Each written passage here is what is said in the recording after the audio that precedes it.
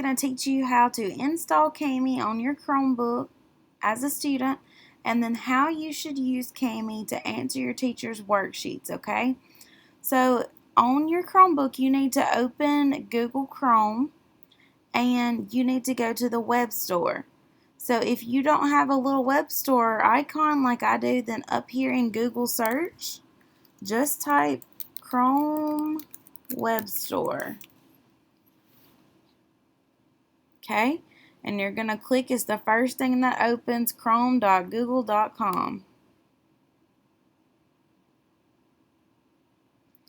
Once you open that, you're going to search for the word Kami, and we spell Kami, K-A-M-I, and press enter.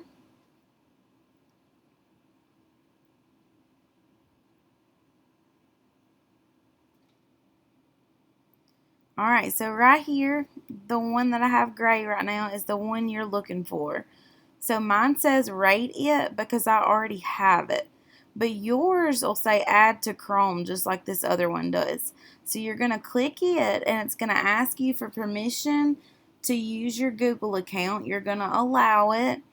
And then it's going to ask you for permission to your Google Drive and all kinds of good permissions. So you're going to let it add all the stuff it wants to add. And when you get finished, your Chrome, you'll see a Kami icon up here. When you click on it the first time, it's going to open it to like a trial or a sample thing trying to teach you about Kami. And you don't really need that. So when it pops up, I just want you to hit the X and close it, and then open it a second time. And when you click on this K up here the second time, it'll come to this screen. Okay, so you're going to click on open from Google Drive, and you're going to have to give it permission. You only have to give it permission to use your Google Drive the very first time that you use Kami. Okay, after that, you won't have to do it.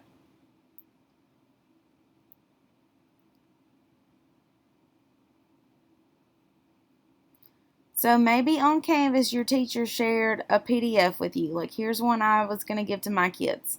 So if they clicked on that and it added it, saved it to their Google Drive, then afterwards they're going to go to Kami and they're going to click on open from Google Drive, and they're going to find that worksheet from their teacher that just got sent there, okay? So on mine I'm going to find that real quick.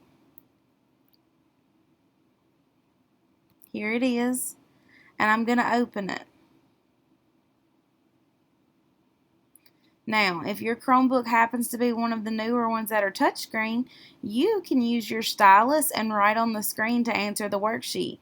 But if you don't have one that is touchscreen, you can use this text box to type your answer instead of trying to write it.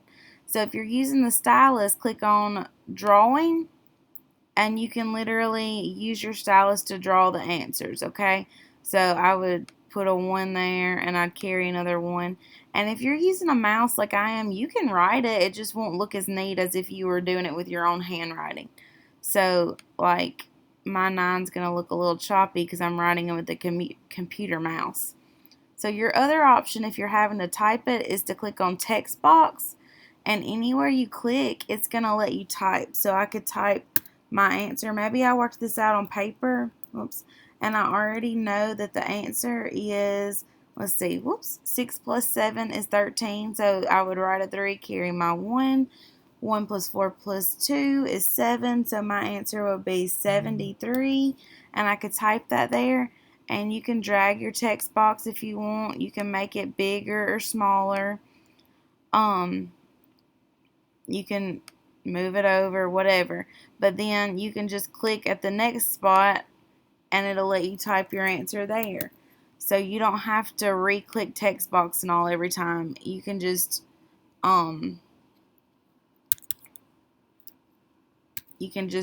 tap where you're at and it'll let you answer, okay? Alright, so after you had finished your whole worksheet, let's pretend that all this is done. Up here, where it says there's a whole bunch of different icons. Up here, you're going to look until you see this one. This picture is called a floppy disk, and all of y'all are too old to remember that, but that's how we used to save stuff on our computer way back in the 90s. So you're going to click on that, and if it's got autosave checked, that means it's automatically saving it for you in your Google Drive. If it doesn't have that checked, then click on Save Now to make sure it saved your changes. And if you just want to click that anyway so you feel better about it, you can. Alright, so then when you're done, you can just exit out of that. And you're going to go back into Canvas, wherever you are trying to submit. And I'm on a teacher page, but let's say you're trying to submit this and it says submit right here. You're going to click on submit assignment, and then you're just going to go back to your Google Drive and pick that same file again and turn it back into your teacher.